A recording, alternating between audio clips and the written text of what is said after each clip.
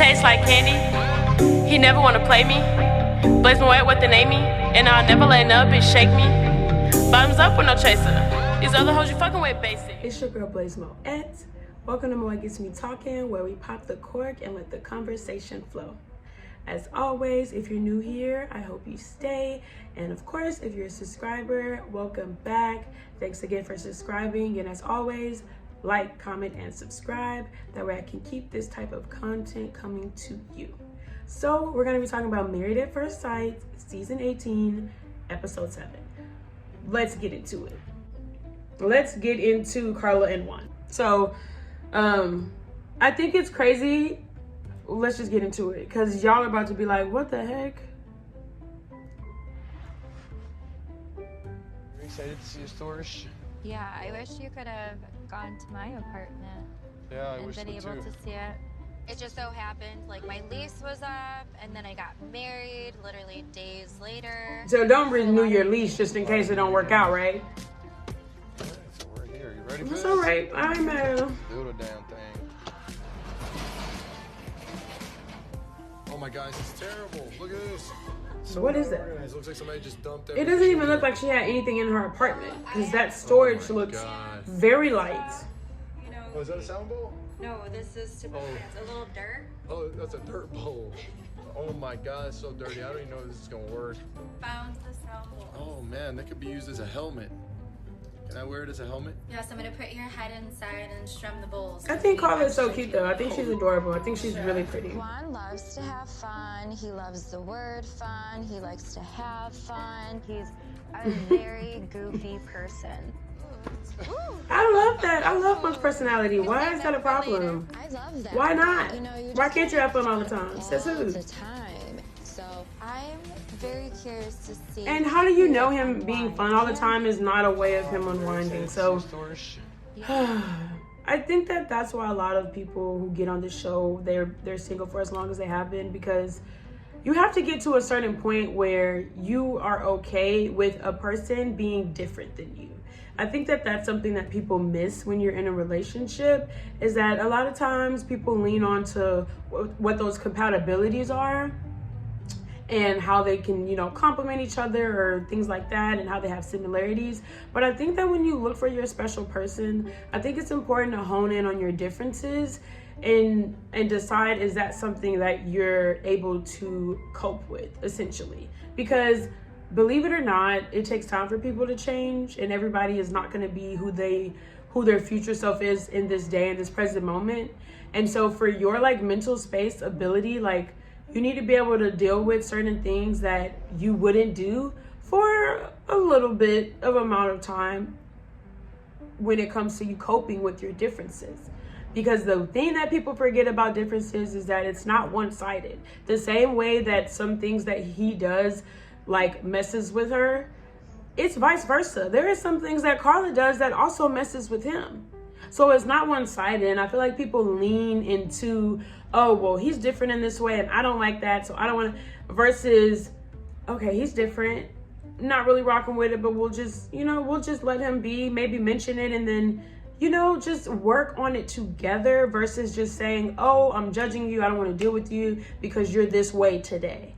When at the end of the day, being married is about waking up every day and choosing each other over and over and over again. So fun today, tomorrow might not be so fun, So I just think that let him enjoy this moment. Let him enjoy the time that he has with you, where he's happy and he's fun. Because when y'all get to work in real life, family, drama, whatever, he might not be so fun. And then you're going to be like, oh, I wish he was still fun. Why are you so serious?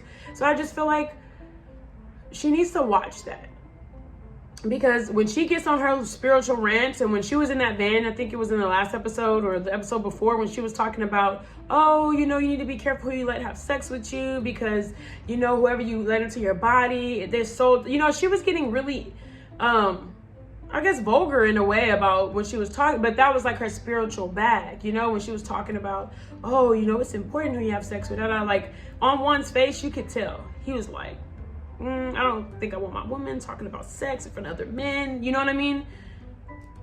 But you rock with it. You rock with it because you don't know her like that. And at the end of the day, if he was to talk to her about it, I'm sure she would be like, oh, well, you know, I actually sell material about this stuff. I make money for telling people these type of, you know, spiritual information. Like, this is my business. Then maybe he'll look at it different. Like, I'm not just out here trying to talk about sex, but at the end of the day, it is a part of my spiritual guidance that I give people. And that's what I'm saying. Like, a lot of times with differences, the reason why it breaks people apart and destroys people in couples is because they don't try to understand the differences. They just judge them. If somebody is different than you, try to understand why they're different versus instantly judge. Now, when you figure out the why and it's a little shady, okay, cool, whatever. Pass your judgment, whatever. Cast your stones, baby. But always remember, you are throwing them from a glass house. Okay, so with them, the next thing is the storage. Y'all, the storage. You have so much to say about one. You have a storage.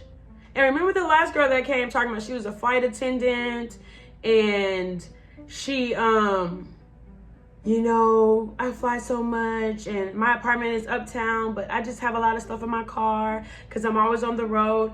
It turned out that she didn't have no apartment, y'all. She was living in her car. So the fact that she says, oh, I have a storage now, and then I did have my own apartment, and my lease was just so happened to be up, baby, keep an eye on Karla. She could have been living with her parents before the show.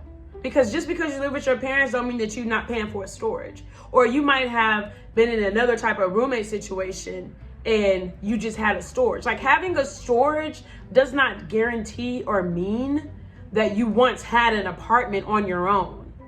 So please, you guys, when we get into it, let's, you know, remember that. And then it brings me to my next point about Juan, because when we go see his apartment, his cousin there.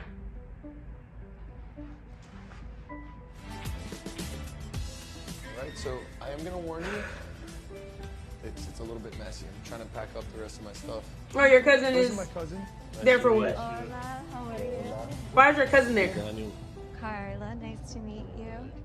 Since we're moving in together, What does that have to do with y'all moving in together? Yes, show me around. Wait. Wait. I feel like so much stuff y'all just be letting fly out the wayside, one ear out the other. Why is your cousin here? Oh, because we're gonna move in together, he's gonna house sit. That sounds great. That sounds so cool. That sounds so wealthy of you to have a house sitter.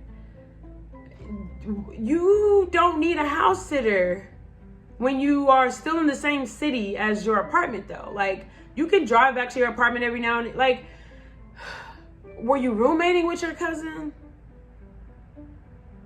Were you roommating with him? I don't know. He just seemed hella comfortable. And by the way, even with Karla, there's nothing wrong if that is the truth, if you live with your parents or you didn't have a place before your storage. Nothing wrong if that was the truth. One, there's nothing wrong if you and your cousin are roommates. There's nothing wrong if that's the truth. What's wrong is that I don't think y'all are telling the truth. I think that y'all are trying to sauce up y'all you know, way of living for the show. I think that the show is a little odd with how they cast people, and I'm always gonna go back to that. It's a little weird that you just have a storage randomly before you get married, and then it's kind of odd that your cousin is there in your apartment. And I just feel like the house sitting is cool because I've done it before, y'all. Like, I'm not even trying to judge the dude, but I do feel like him and his cousin live together. I think it's a roommate situation. And I think that when Karla comes and moves with him, because mind you, she don't got no apartment. So after this little joint thing that the show gave him is done, she gotta go move over there with him. Is she gonna be moving in with Juan, or she moving with one of his cousin? I'm just saying, y'all. Just look at how his cousin is. He just looks so comfortable in the place. He looks like he helped decorate some stuff. And then this is where you lounge. Yeah, it's nice. I love the hammock and the guitar. I love that. By the window. Yeah. No. So it's a drywall cart. I was like, dude, that would be so cool as a TV stand, the drywall cart. Oh, there you go. That's industrial. Like, wow. Like a little different from what I'm used to. I mean, I can see it, like, but that it has to go. It has to go. I mean, it's not like a total bachelor party, I don't think, 'cause I think it's like a total bachelor apartment. I mean, you're like borderline bachelor. Can you try to like Yeah, it's definitely giving bachelor. Like, which is fine because he was single. What's the issue? A woman's touch. Yeah, what would you add to it? All my stuff. What does that mean? I mean, it's like y'all should be more worried. Y'all should be more worried if they come in there and it looks like a girl was there. Like, it should look like it was only a man there. It's been through some. No, it's like brand new, basically. Oh, okay. Okay. I get it. I get the vibe. There's a vibe. The bar stools are cool. Oh, I like the bars. Oh, this is where you work. Yeah, so I work up on this bench. So what do you think? Tell me, likes, dislikes. Yeah, facts. Initially, I just see which things. Is fine. He's a guy. I just see things. I like it very clean and just clean, like everything clean. So I feel like we just like how your storage was organized.